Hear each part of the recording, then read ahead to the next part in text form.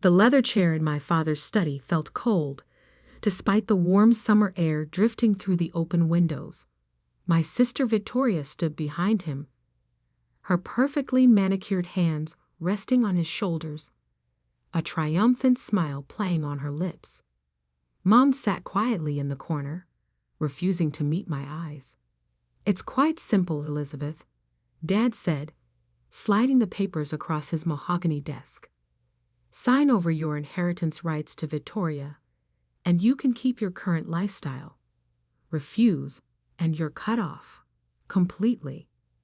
I looked at the document, a full renunciation of my inheritance rights to both Grandma's estate and the family business, Harrison Enterprises. The ink on Grandma's death certificate was barely dry, and they were already dividing up her empire like vultures. "Why?" I asked quietly. "Why now?"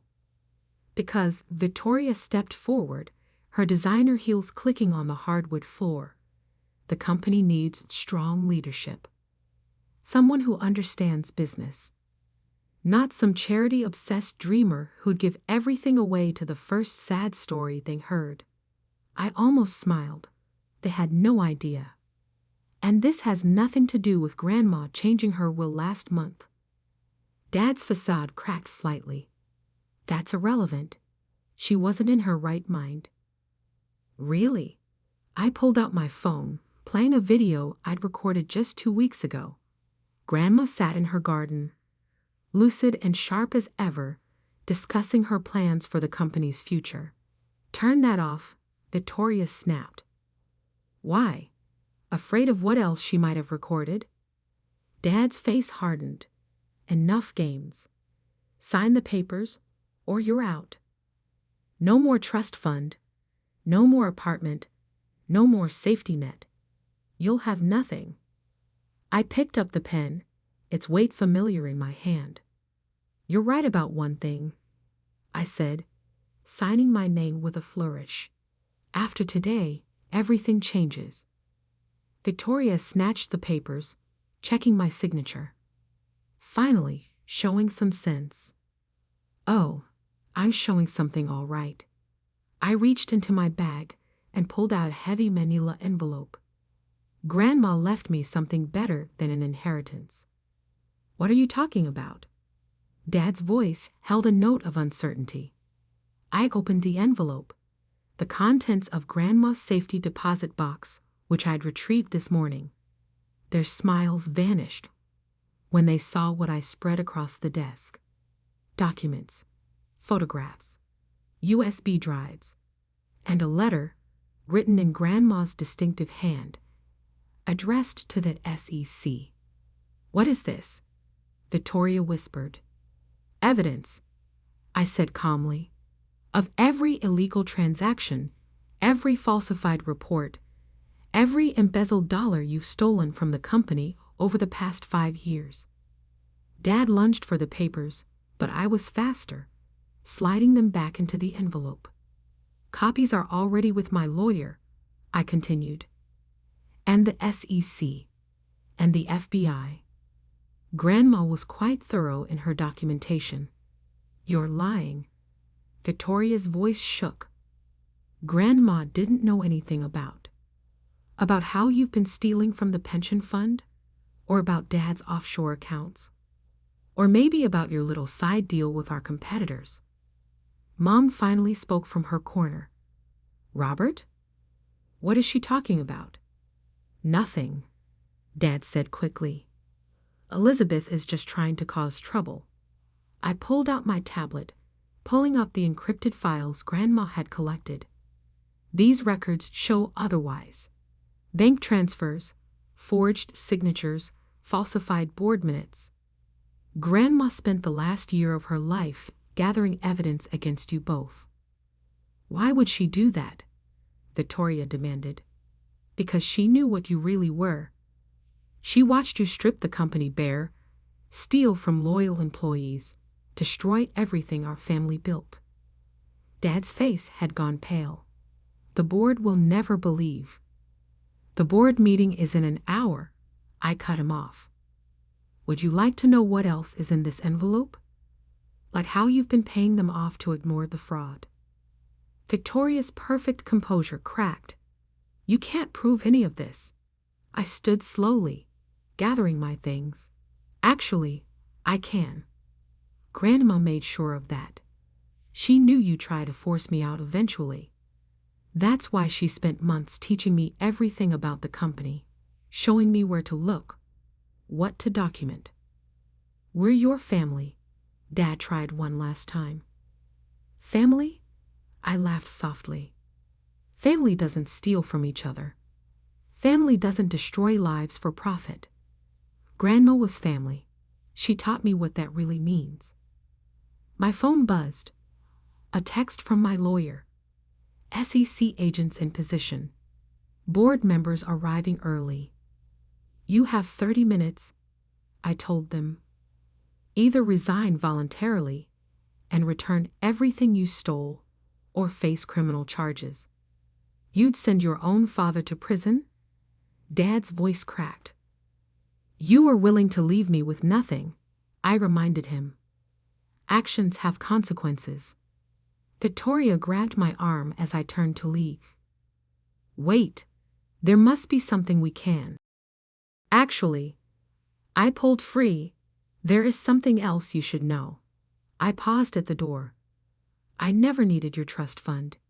Everything I have, I earned. The charity work you mocked? It was a cover for my real job, forensic accounting. Grandma hired me 2 years ago to investigate you both. The silence in the room was deafening. 30 minutes, I reminded them. Tick-tock. As I walked out, I heard Victoria's heels clicking frantically across the floor, probably rushing to her office to start deleting files. But it was too late. Everything was already documented, copied, secured. My phone buzzed again. An email from Grandma's lawyer, scheduled to be delivered today. My dearest Elizabeth, if you're reading this, you've finally shown them who you really are. Remember what I taught you. True strength isn't in what you have, but in how you use it. Make them understand what it means to betray family. All my love, Grandma. I smiled, heading toward the boardroom where the real showdown would begin. Because this wasn't just about inheritance or money. This was about justice, truth, and showing everyone exactly why you should never underestimate the quiet one who watches and waits. And I was just getting started. The boardroom of Harrison Enterprises looked different from the head of the table. 14 board members sat nervously around the massive oak surface, their usual arrogance replaced by poorly concealed fear.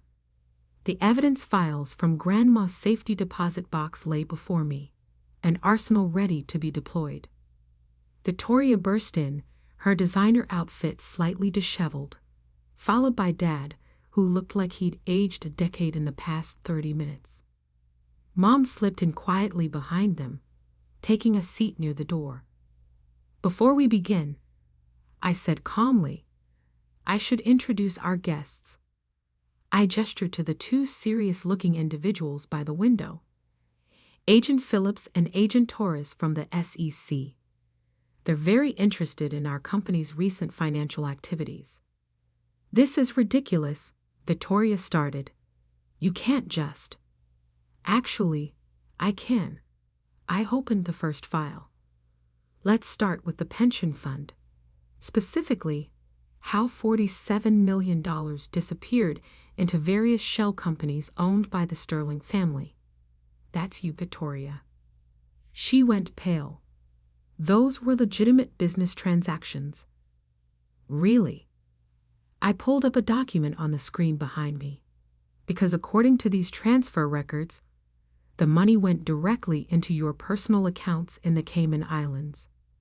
One of the board members, George Wilson, cleared his throat. Miss Harrison, surely we can discuss this privately. Like you discussed the kickbacks, Mr. Wilson. I turned to the next page. Grandma was particularly interested in the consulting fees paid to your children's companies. Companies that don't actually exist. The room went deadly quiet. Elizabeth, Dad tried, his voice attempting authority but failing. You're making a mistake. Think about what you're doing to this family. Family. I stood slowly. Let's talk about family, Dad. Let's talk about how you and Victoria have been selling company secrets to our competitors. How you've been stealing from employees who've worked here for decades. How you plan to strip this company bare and leave nothing but empty shells and broken promises. I pressed a button on my laptop. The screen filled with surveillance footage. Dad and Victoria in secret meetings, handling documents, making transfers. Grandma saw everything. I continued. She watched you betray everything she built. But instead of confronting you directly, she decided to teach you a lesson about consequences. By destroying her own company. Victoria sneered, but her voice shook. No, by saving it from you. I pulled out another document. Grandma's last amendment to her will, properly notarized and witnessed. 3 months ago, Grandma transferred controlling interest in Harrison Enterprises to a blind trust. Care to guess who the trustee is? Dad's face went ashen. No. Yes.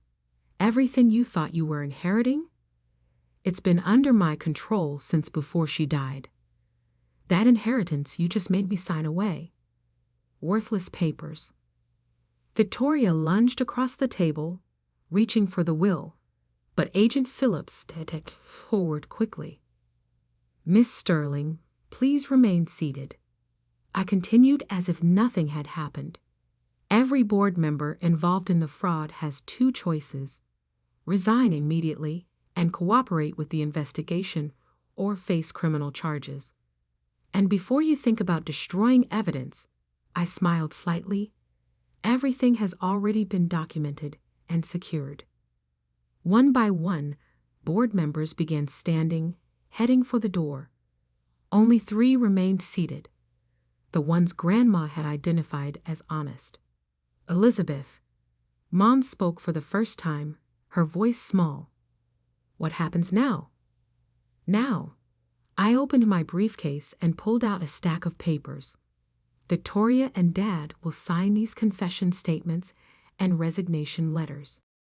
They'll return every penny they stole. They'll cooperate fully with the federal investigation. And if we refuse, Dad challenged. I played my final card, pulling up emails showing their plans to frame the company's longtime CFO for their crimes. Then Martin Lewis's family gets to learn how you planned to destroy his life to save yourselves. I'm sure his daughter, you remember Sarah, right, Dad? Your goddaughter? Would be very interested in these conversations. Victoria slumped in her chair.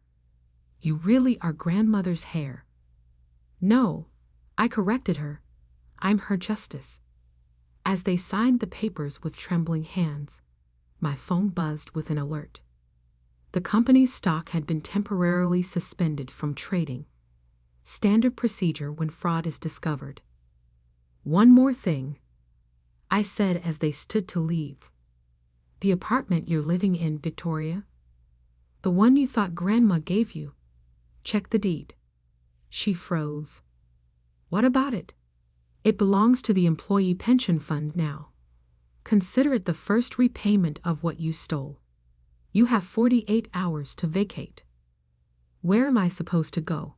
She asked, her voice small for the first time I could remember. Perhaps you should have thought about that before you stole from people who lived paycheck to paycheck. After they left, Mom stayed behind. Did you know? All along. I suspected, I admitted, but Grandma confirmed it. She wanted to see if they would change on their own, make better choices. When they didn't, she chose you to deliver justice, Mom finished. Not just justice, I said, touching Grandma's old nameplate on the desk. Redemption. For the company, for the employees, for our family's name. My phone buzzed again. A message from Grandma's old assistant. The safe in her house. Did you find what she left there? I smiled, thinking of the other safety deposit box I hadn't opened yet. The one containing the real secrets that would shake our industry to its core. Because this wasn't just about Harrison Enterprises anymore. This was about exposing a network of corruption that reached far beyond our family. And Grandma had left me everything I needed to finish what she started. The key to Grandma's second safety deposit box felt heavy in my hand as I stood in the bank's private viewing room. It had been a week since the boardroom showdown, and the dust was finally starting to settle. Victoria had moved out of the apartment. Dad had checked himself into a stress management facility, and Mom was slowly coming to terms with the new reality. But Grandma's last message suggested there was more to come. The second box contains the real war chest. Here, use it wisely. With trembling fingers, I inserted the key. Inside lay a single red leather notebook and a USB drive marked insurance. My phone buzzed. A text from Agent Phillips. They're making moves. Victoria was seen meeting with Harrison Global's CEO. Of course. They wouldn't go down without a fight. Back in my office, Grandma's old office, I opened the notebook. Her elegant handwriting filled every page, detailing a conspiracy that made our family's fraud look like pocket change. My dearest Elizabeth, the first page read, "What you are about to learn will test everything you believe about our industry. Harrison Global, Sterling Industries, Wellington Corp. They're all connected. The fraud goes back decades. Your father and sister weren't just stealing from our company. They were part of a larger network. One that's destroyed countless lives, ruined families, and corrupted everything it touched." I plugged in a USB drive. Thousands of files appeared. Emails, bank records, photographs, and recorded conversations. Names of respected business leaders jumped out, along with politicians, judges, and regulatory officials. My hands shook as I read through the evidence. This wasn't just corporate fraud. It was systematic corruption on an unimaginable scale. Another text from Agent Phillips. Victoria just left Harrison Global. She looked happy. Should we be worried? Before I could respond, my office door burst open. Victoria strode in, looking triumphant in a new designer suit. "Well, well," she smirked. "Enjoying Grandma's old office? Better pack up. The board's calling an emergency meeting in an hour." I leaned back in my chair. "Let me guess. Harrison Global is launching a hostile takeover?" Her smile faltered slightly. "You can't stop it. We have the votes, the backing, everything we need." "Interesting timing," I said, opening Grandma's notebook. "Did you tell your new friends about the evidence Grandma collected on them too?" "What are you talking about?" I turned my laptop around, showing her the files. Her face went from smug to ashen as she recognized names, dates, transactions. That's impossible." "No," I said quietly. "That's Grandma's real legacy. She spent years documenting everything. Every corrupt deal, every bribed official, every destroyed life. And now it's all mine. You're bluffing." But her voice shook. I pressed a button on my phone. "Agent Phillips, please come in." The SEC agent entered, followed by 2 FBI agents and a federal prosecutor. "Perfect timing," I said. Victoria was just about to tell us about her meeting with Harrison Global, specifically about their plan to use stolen pension funds to finance the takeover. Victoria sank into a chair. "You don't understand. They'll kill me if I talk." Actually, we understand perfectly. I opened another file. Grandma documented the threats too. That's why she set up witness protection arrangements for anyone willing to testify. The federal prosecutor stepped forward. Miss Sterling, we're prepared to offer you a deal. Full immunity in exchange for your testimony against Harrison Global and the others. Victoria looked at me, really looked at me, for the first time in years. Why are you offering this? After everything I did? Because Grandma believed in redemption. I said softly, even for those who lost their way. She buried her face in her hands. I'll need protection. For me and Dad. Already arranged, Agent Phillips confirmed. As Victoria left with the agents, my phone rang, a number I didn't recognize. Miss Harrison? A gruff voice said. This is Senator Matthews. We need to talk about your grandmother's files. Actually, Senator, I smiled grimly. We need to talk about your offshore accounts and those interesting votes on banking regulations. The next few weeks were a blur of federal investigations, witness statements, and media frenzy. Harrison Global's CEO was arrested trying to flee the country. Sterling Industries filed for bankruptcy. Wellington Corp's board resigned en masse. Through it all, I kept finding more of Grandma's breadcrumbs, carefully laid clues leading to deeper corruption, bigger names, darker secrets. Mom found me late one night, still working through the files. Your grandmother knew, she said quietly. She knew they'd try to push you out, that Victoria and your father would betray her trust. That's why she chose you. She chose me because I was quiet, I corrected, because I watched and learned while they were busy showing off and taking credit. No. Mom touched Grandma's old notebook. She chose you because you have her heart and her steel. The company's annual meeting was scheduled for the next day. Employees, shareholders, and media would all be watching to see what would rise from the ashes of the scandal. I spent the night in Grandma's old office, reading her final letter one more time. Elizabeth, my quiet warrior, by now you've unveiled the truth. The corruption runs deep, but your roots run deeper. Remember, real power isn't in what you destroy, but in what you build from the ruins. I've given you the weapons to tear down the old corrupt system. Now show them how to build something better. All my love, Grandma. The next morning, I stood before a packed auditorium. Familiar faces looked back. Employees who'd almost lost everything. Board members who'd stayed honest, even Victoria and Dad, out on bail and looking subdued in the back row. Harrison Enterprises was built on a simple idea, I began. That business could be both profitable and ethical. That success didn't require corruption. My grandmother believed this. She spent her final years gathering evidence not just to expose corruption, but to prove that another way was possible.